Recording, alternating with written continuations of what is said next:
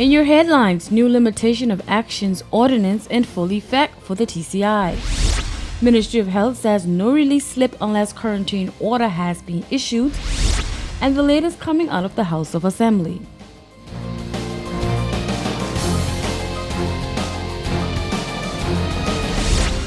Hello Turks and Caicos, welcome to Newswatch. I'm Latoya Woken, your anchor for Thursday's newscast. Newswatch starts right now. The Limitations of Actions Ordinance 2021 was passed and enacted into law by the House of Assembly on September 30th and comes into full effect on October 14, 2021. Here's Thursday's leading story. The ordinance came into force on Tuesday, October 12, 2021, and as such, actions barred on October 12 or within 12 months from commencement can be brought before the court up to October 11, 2022. The ordinance bars the bringing of several civil actions to the court by persons after the expiration of the limitation period. In consideration of the fact that persons' right of action would be barred after certain periods, the limitation periods in the ordinance were given much consideration and are comparable to other jurisdictions. The ordinance provides for safeguards to ensure that it would not affect ongoing actions. Furthermore, the ordinance gives a grace period of actions which would expire on the date of commencement of the ordinance or within 1 year of commencement to be extended without being barred for a period of 12 months from that date. In announcing the commencement of the ordinance, the Honorable Attorney General Rondalee Brathwaite Knowles stated, quote, "The introduction of statutes of limitation in the Turks and Caicos Islands is a welcome development as it places the Turks and Caicos Islands on par with mature jurisdictions and is a positive progressive benefit to the people of the islands. The Limitation of Actions Ordinance provides certainty to the end of litigation prior to the enactment of the ordinance. Whilst there are some particular provisions, there was no legislation in the islands dealing with limitation periods in general for various civil actions. As such, a majority of civil actions were opened for litigation indefinitely, irrespective of when the right of action accrued or a person became aware of his or her right to an action." The Honorable Attorney General further stated, quote, "It is recognized that having litigation open for long periods of time is not favorable for any society as it denotes no end to litigation. The problem is that with the passage of time, recollections fade, witnesses pass away, records are lost, and people move on with their lives, making it difficult to be successful in litigation. In line with the notion and expectation that litigation or the right to bring certain actions should at some point come to an end, the ordinance seeks to introduce general limitations consistent with the law in other Commonwealth jurisdictions and having taken into consideration the issues at play in the islands." End quote. The bill was completed in 2016 and has benefited from consultation with judiciary and members of the Bar Association. The bill was originally introduced into the House of Assembly in 2016, but the House was dissolved, leading to general elections before the bill was completed, and as such, it fell away. Following feedback from members of the House of Assembly and the Honorable Chief Justice, the bill was reviewed and updated and sent again for consultation with the judiciary and the Bar Association in 2020 and 2021. Following a lively and informative debate, the bill went through the House of Assembly with unanimous support from all the honorable members. The Ministry of Health is advising that persons who are not identified as close contacts through contact tracing of individuals with COVID-19 or having received an official quarantine order are not permitted to receive a release slip. Here are the details. Ministry of Health officials are cautioning residents to cease unofficial quarantine and the attempts at receiving clearance letters unless otherwise instructed by an official of the Ministry of Health's contact tracing team or a doctor. If you need a test, they will direct you to where you can get a test at that time, for example. So if you just have signs or symptoms, you would be offered a test and be placed on quarantine or given the official order. Deputy Chief Medical Officer of the Ministry of Health, Dr. Jeremy Claude Myers, says the contact tracing team has been receiving visits from persons looking to obtain release letters without initially being served an official quarantine order. if the test comes up positive for COVID-19, depending on your vaccination status, you will be in quarantine for the designated time. So if you are vaccinated, it's 10 days, and if you are not vaccinated, it's 14.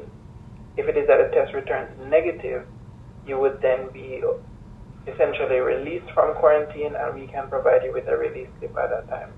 Dr. Myers explains who receives a quarantine order and under what circumstances. So the quarantine essentially is who we would have identified through contact tracing, and that would of course given you with based on your risk of exposure. So when last you were around the person, how long you were around them, the proximity or distance in between you two, and of course your vaccination status does play a part, and if either of you were wearing a mask or not. So there are a couple of factors that are taken into consideration. Again, persons are being asked to refrain from attempting to obtain quarantine release slips if they were not initially issued an official quarantine order. We'll take a quick break, but don't go anywhere. More News Watch when we return.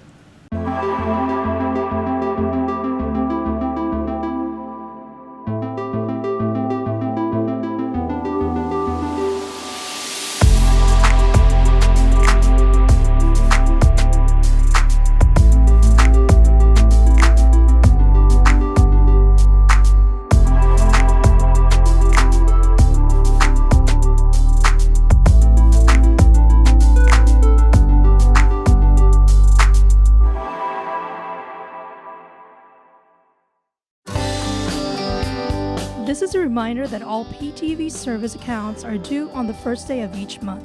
Accounts should be brought up to date by the 28th of the month to avoid disruption in service. Payments may be made on our office at Stubbs Diamond Plaza, Providenciales, Mides Plaza, North Caicos, and Airport Road in South Caicos. Payments may also be made online using Scotiabank, CIBC First Caribbean Bank, and Royal Bank of Canada. Please allow 3 business days for online payments to be processed. We thank you for your cooperation.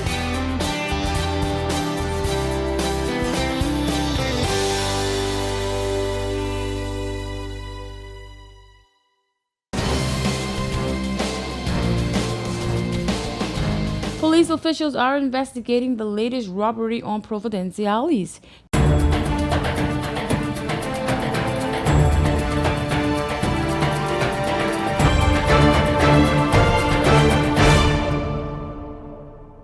Newswatch now learns that Alpheus Gardner, the man shot outside Royal Jewels this morning, has died of his injuries.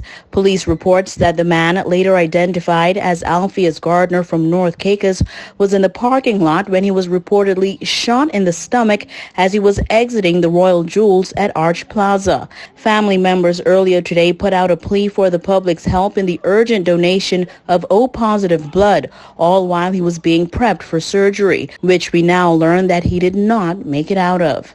A police release shared that around 10:30 a.m., 2 men robbed the Royal Jewels main store at Arch Plaza, Leeward Highway, near Thompson Cove, and shot the victim in the abdomen before making great their escape in what is believed to be Gardner's white pickup truck. This robbery and shooting comes on the heels of yet another, taking place at Mango Reef Restaurant on Tuesday, where another man was shot and robbed of his vehicle in the restaurant's parking lot. He is listed as stable. Business owners and the wider public are asked to be extra vigilant after noticing a trend this past week. Anyone with information on any of these 2 incidents are asked to call police on 911 or Crime Stoppers on 1-800-8477 to leave tips anonymously. This week, the House of Assembly convened to consider several new and revised pieces of legislation. Details of these bills in this next report. Several pieces of legislation aimed at strengthening the territory's compliance with international standards related to money laundering and terrorism have been passed in the House of Assembly. These bills are the Banking Amendment Bill, the Money Transmitters Bill, Prevention of Terrorism Bill, Proceeds of Crime, Mutual Funds, and the Company Management Bill 2021. The bills came up for review and discussion during a sitting of the House on Tuesday, October 12th. They were moved by the Attorney General, the Honorable Rondalee Braithwaite Knowles.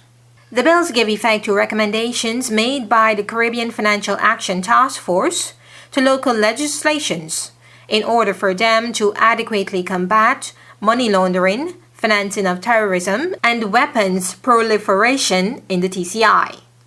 Mr. Speaker, this bill and those that follow it up to the Company Management Amendment Bill all seek to give effect to recommendations from the Caribbean Financial Action Task Force on legislation to combat money laundering, financing of terrorism, and weapons proliferation. They establish a standard by the Financial Action Task Force that is a global standard, and all jurisdictions are required to follow it.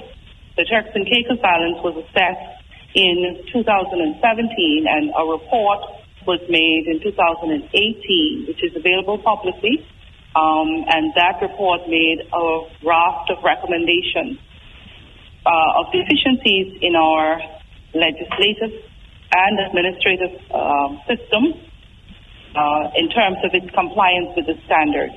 And so all jurisdictions around the world are required to meet the standard and to have in place a sufficiently effective legislative framework to ensure that supervisors and regulators and law enforcement and other competent authorities have sufficient framework to ensure compliance with these requirements in their day-to-day work. These revised legislations are intended to provide proper guidance to financial institutions and designated non-financial businesses and persons on what is expected of them. And so these proposals, Mr. Speaker, have to do with rectifying the remaining recommendations in that report in terms of our legislative framework. And there's much more work to be done in terms of the administrative arrangements that the various competent authorities have to deploy, and also financial institutions and designated non-financial persons and businesses have to deploy within their day-to-day operations. And so those are a work in progress. And members of the public would hear us from time to time talking about those things, and including having national risk assessments and so on. There are 40 recommendations for which the organization seeks compliance, and the TCI is rated in the report in the following ways: compliant, largely compliant, and partially compliant. Partially compliant is where the most work needs to be done.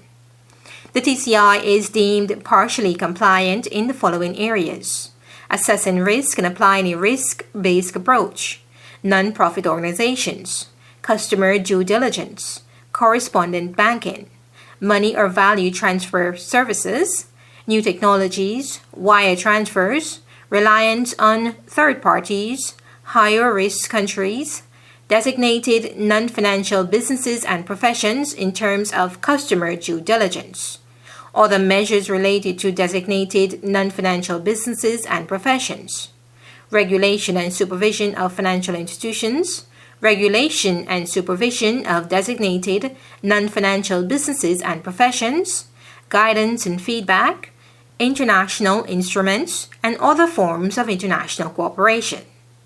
These amended bills are seeking to address these areas. For PTV News Watch, I am Delana Isles. A quick break now. More News Watch when we come back. This is a reminder that all PTV service accounts are due on the first day of each month. Accounts should be brought up to date by the 28th of the month to avoid disruption in service. Payments may be made on our office at Stubbs Diamond Plaza, Providenciales, Mides Plaza, North Caicos, and Airport Road in South Caicos. Payments may also be made online using Scotiabank, CIBC First Caribbean Bank, and Royal Bank of Canada. Please allow 3 business days for online payments to be processed. We thank you for your cooperation.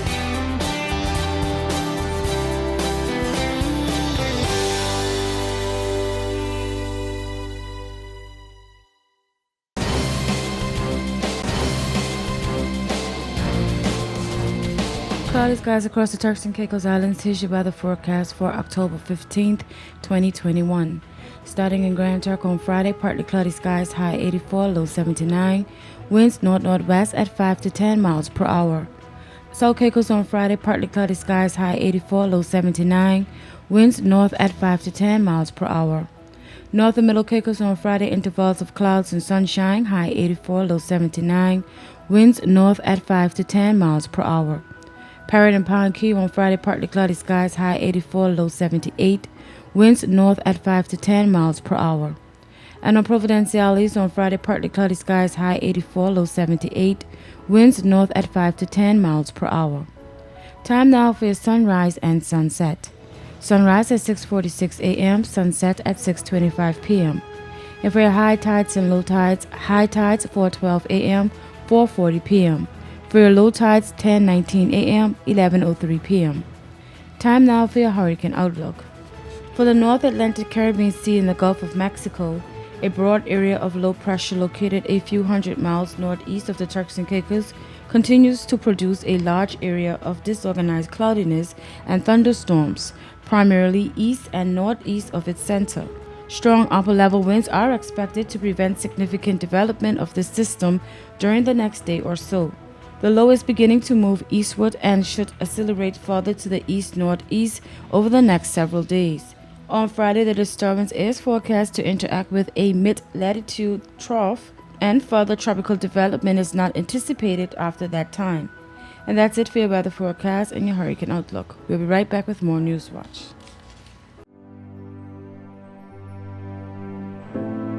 Here at People's Television, we're more than just your leading news and entertainment services.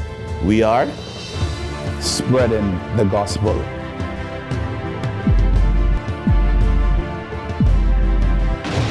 We are breaking barriers. We are preserving the culture. Each one, teach one. We are committed to excellence. We're creating change. We are creating memories. We are the future. I am PTV. I am PTV. I am PTV. I am PTV. We are PTV. We are continuing the legacy. We are PTV.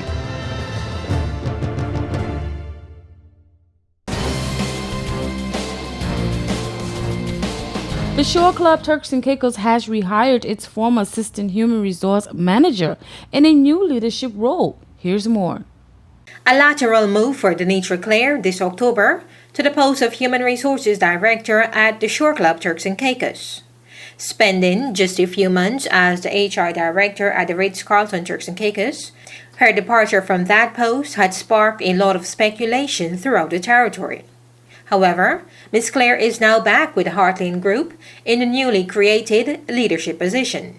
She previously served as Assistant Manager of Human Resources at the Shore Club for 3 years, 2018 to 2021, before leaving for career advancement at the Ritz-Carlton. She was welcomed back to the Heartland Group on October 10th with open arms. Stan Hartland, CEO of the Heartland Group, says they are ecstatic to welcome Denitra back to the Shore Club, where she is a true cheerleader and proponent of their talent and team. Quote, "The pandemic has reinforced the idea that we must invest in our people, and we're taking a number of steps to strengthen our team and focus on development, resources, and training, including having Denitra and her positive energy at the helm." End quote. Commenting on her appointment, Ms. Clare says she is thrilled to be coming back to the Shore Club to help take the Human Resources Department to the next level. She says she is proud of the work and experiences she has gained over the last several years, especially the role she played in growing awareness of luxury hospitality in the Turks and Caicos Islands.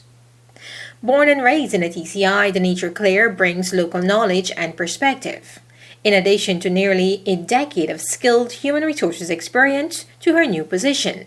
This is according to a statement from the Shore Club.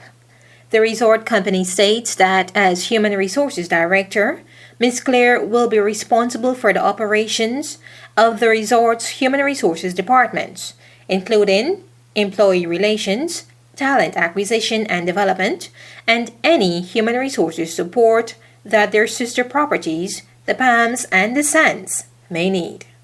For PTV News Watch, I'm Delana Isles. This concludes today's edition of News Watch. Remember, you can visit our website at www.ptvatci.com or join us every weekday at 6:30 p.m. for the real news. I'm Latoya Walken, signing out until next time.